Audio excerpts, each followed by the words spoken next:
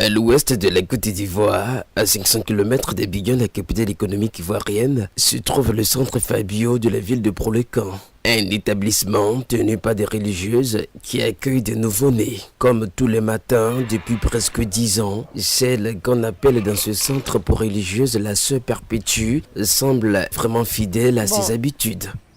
Lisette, on va aller rendre visite aux enfants. Comme c'est l'heure de la visite. Visite dans le premier dortoir de la pouponnière de ce centre. Bon, ce centre, c'est depuis 2003. Voilà, c'est sous l'effet des guerres, de la guerre de 2001, 2002. Donc, nous avons eu la sollicitation des parents, surtout des hommes, voilà, qui sont venus avec des bébés parce que les mères sont mortes en couche. Des enfants de 0 à 5 ans, recueillis parfois dans des conditions difficiles par le centre Fabio, bénéficient quotidiennement des soins et de l'affection maternelle de ces religieuses qui sont accompagnées dans cette tâche par des bénévoles.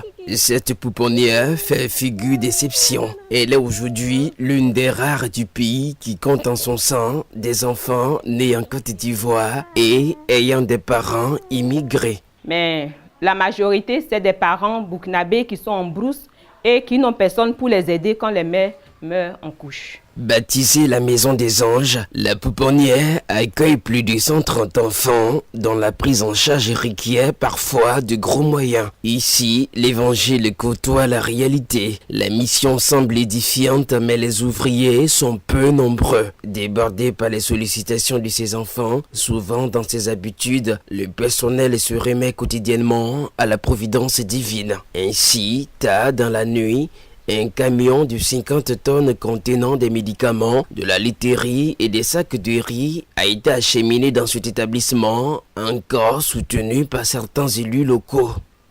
Dans le courant de la crise de 2010 en Côte d'Ivoire, de nombreux immigrés venus de Burkina Faso se sont installés dans cette région forestière de la Côte d'Ivoire. Loin des champs et des travaux champêtres, ces enfants, dont la plupart sont nés de parents burkinabés, ont retrouvé ici la joie de vivre et représentent aujourd'hui le symbole d'un avenir fait d'amour et d'espoir, de tolérance et surtout de miséricorde.